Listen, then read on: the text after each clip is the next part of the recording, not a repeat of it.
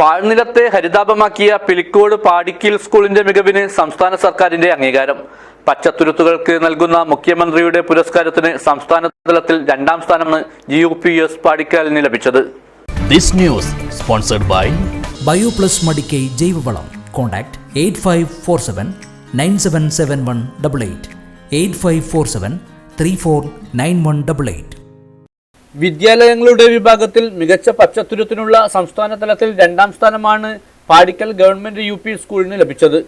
പുല്ലുപോലും മുളക്കാതിരുന്ന പാറപ്രദേശമാണ് കഠിനാധ്വാനത്തിലൂടെ ഹരിതാപമാക്കിയത്. മണ്ണും ചകിരിച്ചോറും നിറച്ച് പരുവപ്പെടുത്തിയാണ് ആദ്യഘട്ടത്തിൽ നെല്ലിയും മാവും ഉൾപ്പെടെയുള്ള മരത്തൈകൾ വച്ചുപിടിപ്പിച്ചത്. പിന്നീട് ഘട്ടം ഘട്ടമായി അധ്യാപകരും വിദ്യാർത്ഥികളും രക്ഷകർത്താക്കളും ചേർന്ന് പച്ചത്തുരുത്തും ജൈവവൈവിധ്യ ഉദ്യാനവും ഒരുക്കി. പിലിക്കോട് ഗ്രാമപഞ്ചായത്തും ഹരിത മിഷൻ കാസർഗോഡും പച്ചത്തുരുത്ത് നിർമ്മാണത്തിന് നല്ല പിന്തുണയാണ് നൽകിയത്. മുഖ്യമന്ത്രിയുടെ പുരസ്കാരം നേടിയ പാടിക്കൽ വിദ്യാലയത്തിന് ഗംഭീര സ്വീകരണമാണ് നാട്ടുകാർ നൽകിയത്.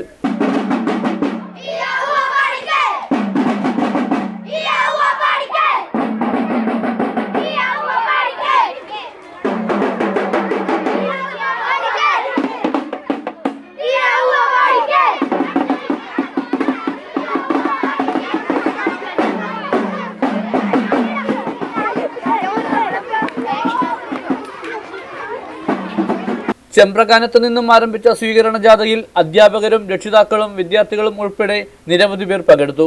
സ്വീകരണ യോഗം സ്കൂൾ മുൻ പ്രധാന അധ്യാപകൻ V. ദാമോദരൻ ഉദ്ഘാടനം ചെയ്തു. 10 കുളങ്ങൾക്ക് തുല്യമാണ് ഒരു തടാകം, 10 തടാകങ്ങൾക്ക് തുല്യമാണ് ഒരു പുത്രൻ, 10 പുത്രന്മാർക്ക് തുല്യമാണ് ഒരു മരം എന്നുള്ളത്. നമുക്ക് 2500 വർഷങ്ങൾക്ക് മുമ്പാണ് അത്ര പ്രാധാന്യമുണ്ട്. നമുക്കറിയാം, ഈ ലോക സംസ്കാരങ്ങളിൽ ഏറ്റവും